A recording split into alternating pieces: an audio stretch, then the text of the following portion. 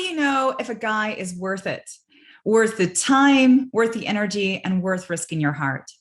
Because the consequences for picking the wrong guy are huge. He could lead you on, he could mess you about, he could even destroy you. So, how do you find out whether this guy is safe with your heart? Well, you test him. We test men all the time, but we just don't call it that.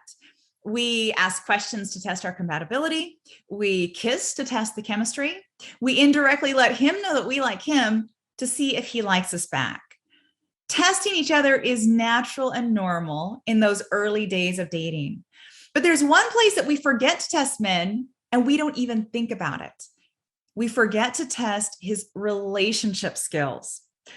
Hi, I'm Amy Waterman. I am a love expert here at yourbrilliance.com.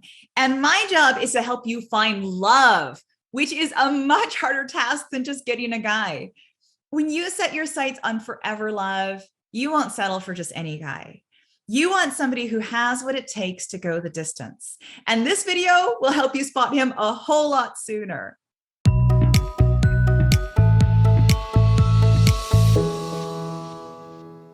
Dating is really difficult because you don't want to have to judge anyone, but you have to judge each other based on such limited information.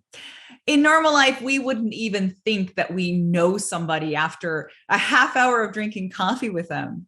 But in dating, we're expected to know right away whether we're a good match or not. And if you look back on your ability to make those judgments, you might find the same thing I did.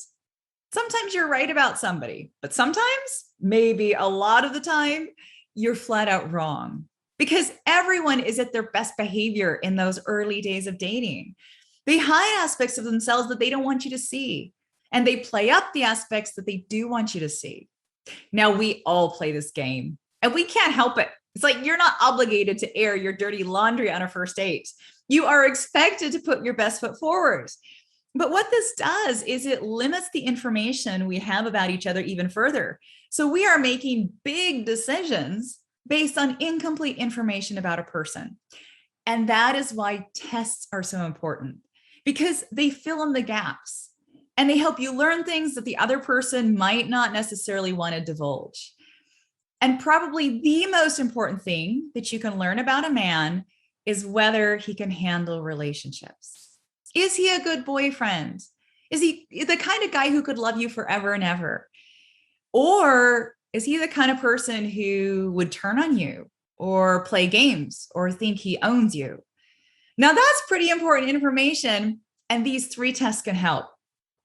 I'm going to start out with my favorite test of all, the crisis test. So all you do is you take some time to deal with a personal crisis. It could be a family crisis, a friend crisis, mental health crisis. You get to decide what qualifies.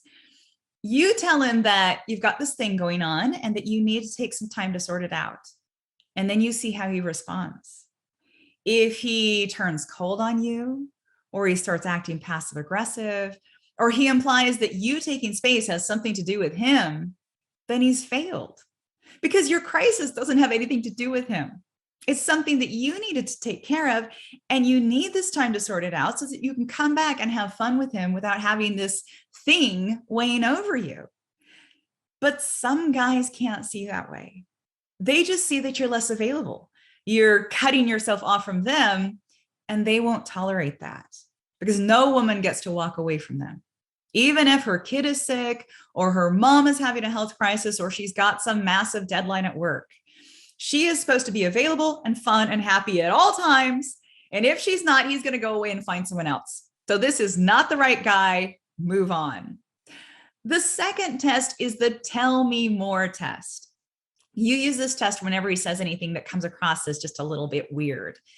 So maybe he says something that sounds kind of critical, or he makes some assumption about you, or there's just this weird emotional energy lurking beneath the surface. What you say in a neutral, curious voice is, tell me more. You just want to understand what he said, because you know that if you let it go, it could end up making things weird between you. Now, a good guy will realize that what he said didn't exactly come across right, and he'll explain it and everything will be okay. But a guy who has something to hide, or who actually meant for you to feel bad, will be outraged that you asked, because he's relying on the cardinal rule of new relationships, which is never speak openly. Like, that's not how the game is played. You can only make indirect comments. And then if the other person calls you on it, you've got plausible deniability, which is very important if he thinks that, say, you just said you're in love with him.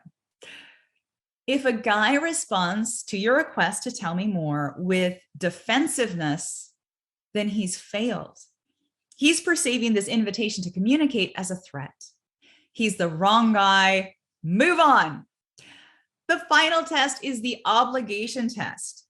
You allow him to do something for you, and then you see how that changes things between you. So does he believe that because he did something for you, you now owe him? Like, let's say you went out to dinner a few times and he paid. Does that mean you're supposed to see only him now, even though neither of you talked about where this is going? Some guys give in order to buy your approval or buy a relationship.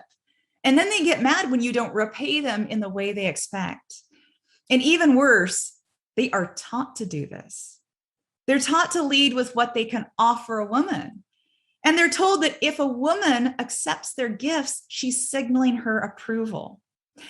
But as a woman, it can be hard to always tell a guy no. You don't want to be the person who's always making sure the bill is split in half or turning down everything he offers because you don't want there to be any weird sense of obligation. And sometimes you do get worn down and you do say yes, or you say yes because his gift feels genuine and thoughtful and from the heart. It's how a man responds next that you need to pay attention to. Does he seem happy to have made you happy? Was his repayment your pleasure? Or does he now expect something from you? I will never forget dating a guy who told me, I bought you, after I stopped seeing him. I thought he was just a romantic guy who treated women really well. I didn't realize that the flowers and the thoughtfully planned dates were actually prepayment for the relationship he expected. If accepting a man's gift, even if it's just a drink that he bought you, creates a sense of weirdness and obligation, then this is the wrong guy. Move on. So there you have it, 3 tests that can help you see whether a guy is going to turn weird on you or not. The crisis test, the tell me more test, and the obligation test. Have you ever used any of these tests on a man, deliberately or inadvertently? And how did it turn out for you? Now, there's nothing wrong with protecting yourself in love and making sure a man is safe for your heart. Because if you don't look after yourself, no one else is going to do it for you. Stay safe, and I will see you next time.